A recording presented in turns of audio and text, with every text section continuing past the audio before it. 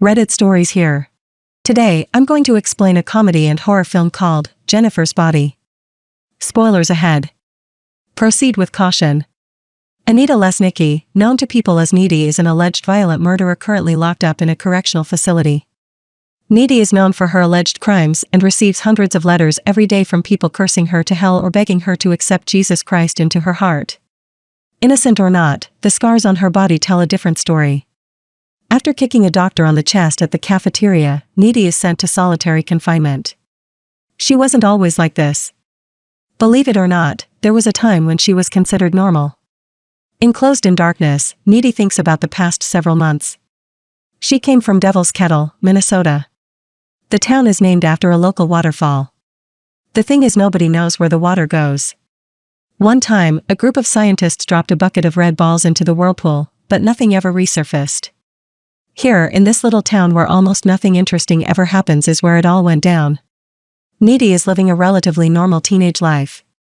Even though she's considered as the local dork, she has a boyfriend named Chip and is best friends with the hottest girl in school, Jennifer Check. Jen and Needy were playmates when they were young, and they've been inseparable ever since. After a school event, Jen invites Needy to watch an indie rock band called Low Shoulder who's performing at the local dive bar, Melody Lane. Later that night, Needy hangs out with Chip in her bedroom as she chooses an outfit for the rock show. Chip feels weirded out by their friendship and accuses her of doing anything that Jen tells her to do. She defends this, but deep down inside her, she knows this isn't entirely true. She tries to change the topic and makes out with her boyfriend on the bed, but they're interrupted as Jen arrives. Jen teases Chip for being jealous because he wasn't invited as she and Needy get into her car. They arrive at Melody Lane, which is more of a bar instead of a club. The bar is full for the night, and they see some of their schoolmates, the foreign exchange student, Ahmet, and Craig from the football team, whom Jen turns down.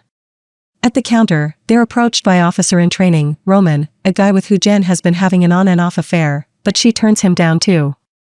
Jen turns Needy's attention to the band as they're setting up on the stage. She drags her nerdy best friend and introduces themselves to the lead singer, Nikolai Wolf. Jen flirts with Nikolai and offers to buy him a drink, which he happily accepts. As Jen goes to get some drinks, Needy stays behind and overhears the conversation between Nikolai and their bassist, Dirk. Nikolai thinks that Jen is the one, telling his friend that she's definitely a virgin, a girl who likes to put it out but never puts it in. Needy confronts Nikolai and tells him that he's a sleazy creep. She goes to Jen and tells her that Nikolai only wants her because he thinks she's a virgin. Jen thinks this is crazy because she isn't even a backdoor virgin anymore thanks to Roman. Just then, the band starts playing and they watch and listen as they open with their first song. Jen is hopeless and feels giddy about the lead singer, despite the remarks, and holds Needy's hand. Needy feels happy seeing her friend happy, but she lets go of her hand, feeling insecure and thinking that she'll never match up to her pretty and popular best friend. At the corner of her eye, Needy spots a fire starting near the stage. The curtains instantly catch fire and spread across the ceiling, bringing down some of the decorations. The band stops playing as the whole bar quickly goes up in flames. A stampede occurs as Needy and Jen stand in the room, hearing the cracking of bones. A pile of wood falls down, crushing some of their schoolmates as they both watch in horror. Needy snaps out and drags Jen into the bathroom. They escape through one of the windows and reach the parking lot. She comforts Jen, who looks shocked and dazed. Nikolai turns up from nowhere and hands Jen a suspicious drink. He insists that the girls go into his van, but Needy refuses. Jen, on the other hand, takes the drink and goes with Nikolai. Needy calls after her best friend, but Jen refuses to listen. As she watches Jen go inside the van, Needy knows something bad is about to happen. Meanwhile, Melody Lane is burned to the ground. Needy makes it home and calls Chip and tells him about what happened. Suddenly, her doorbell rings. She keeps Chip on the phone as she goes down to investigate, but when she opens the door, nobody's there. Needy hangs up the phone and then spots a shadow in the hallway. She slowly walks to the door and opens it, but the closet is empty too. She goes into the kitchen to close the leaking faucet and turns to face Jen, all bloody and beaten in her outfit. She tries to get some sense of what happened to her, but her best friend can only reply in animalistic grunts. Jen goes to the fridge and starts eating their food like a wild animal. Needy tries to stop her, but she suddenly starts retching and vomits a pool of black, spiky liquid on the linoleum. She checks Jen's wrist and feels almost no pulse. Needy runs to the hallway to call for help, but Jen stops her and pins her to the wall. She asks her if she's scared, to which Needy nods and leans to breathe on her neck. She drops her to the floor and escapes through the main door. Needy is left mortified at what happened. The next morning at school, Needy is shocked to see Jen alive and well. Jen still looked the same, but she acted as if nothing happened last night and is being indifferent. Needy knows that what happened yesterday was real because she spent the whole night scrubbing the vomit off the floor. Jen dismisses her concerns and insists that she's just being overdramatic. Just then, their teacher with the prosthetic hand, Mr. Wroblewski, comes in to announce the grim news. After class, Needy meets Chip in the hallway and tells him about what happened with Jen last night. Colin Gray, the high school's local goth, approaches her to check in on her after yesterday's fire. Chip teases his girlfriend, but Needy reassures him that he's got nothing to worry about.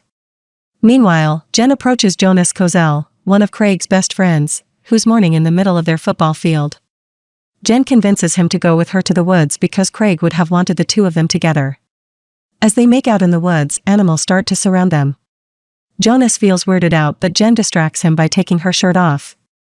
She rips his jersey off and starts unzipping his pants. She then whispers to him that she's going to see his best friend real soon. She pushes him against a tree, and the last thing Jonas sees is Jen's eyes turning black and her open mouth revealing her razor-sharp teeth, ready to cut into his flesh. Jonas's screams reach the school's parking lot and alert their teacher, Mr. Wroblewski. Feeling suspicious, he goes into the woods and finds Jonas's disemboweled dead body. Back at home, Needy prepares a sandwich for her mom as she listens to the radio. Since the fire, Nikolai's band, Low Shoulder, has been getting tons of positive publicity. As they talk over their meal, Jonas is taken out of the woods through a body bag by the police, while the killer, Jen, takes a bath at a nearby lake, washing away all the evidence of her bloody feast. Later that night, Jen is on the phone with Needy telling her about her perfect day. After killing Jonas, she finds herself transformed, feeling no pain, even burning her own tongue. Needy gets another call and it's her boyfriend, Chip. Needy hangs up on Jen and meets with Chip at McCullum Park. He tells her that the police are over at Kozel's house and that Jonas was found dead in the woods. Needy says that with the fire and the killing, it can't be a coincidence. Chip is horrified but reassures her that things will get better. A month after the fire and the killing of Jonas Kozel, the town found its way to slowly heal. The national news picked up the tragedies of Devil Kettle and milked it as much as they could. Low Shoulder has gotten even bigger, capitalizing on their part of the fire, and has made their song the unofficial theme song of unity and healing for the town. Soon enough, Mr. Wroblewski announces that Low Shoulder is holding a charity benefit for the victims of the fire. Needy calls them out for being crass but is attacked by her classmates. After class is dismissed, Needy walks with Jen, pointing out that she looks pale and haggard. Jen says that it's probably wearing off. Before Needy could ask further, their conversation is interrupted by Colin, who asks Jen out on a date. Jen turns him down initially, but Needy insists that he's a cool guy. Suddenly, Jen gets an idea. She calls him back and tells him to meet at her house and watch a movie. Chip joins them in the hallway and feels weird that Colin is talking to his girlfriend again, but Needy tells him that he was only asking Jen out on a date. Later that night, Needy hangs out with Chip in his bedroom. They start making out and undressing each other. On the other side of town, Colin drives up to an empty neighborhood. He stops at the address that Jen gave him and enters the unfinished house through the back. He explores around the house, looking for Jen, and finally finds her in a room filled with candles. She takes off her jacket and they start making out. The sight of rats stops Colin, but she lures him back and takes off his pants. Suddenly, Jen's eyes turn dark as approaches a terrified Colin. She breaks his bones and pins him down on the floor and starts to devour his soul. Meanwhile, Chip and Needy are making love when she spots the leaking blood on the ceiling and sees Jonas dead in the room together with a demonic Jen. She gasps in horror until Chip stops, concerned for his girlfriend. Back at the house, Colin is dead with his intestines out as Jen eats the rest of his insides. Needy runs out of Chip's house and drives her way home crying. She almost runs over Jen on the highway, but she swerves to the right just in time. When she stops, she looks around for Jen, but she's nowhere to be found. Something jumps on her windshield, cracking the glass, and it's her best friend. Needy screams as Jen gets off her car and she drives the other way home. Needy reaches her house and screams for her mom. Finding herself alone, she sobs in the living room. She thinks about Jen and blames herself for letting her into the van.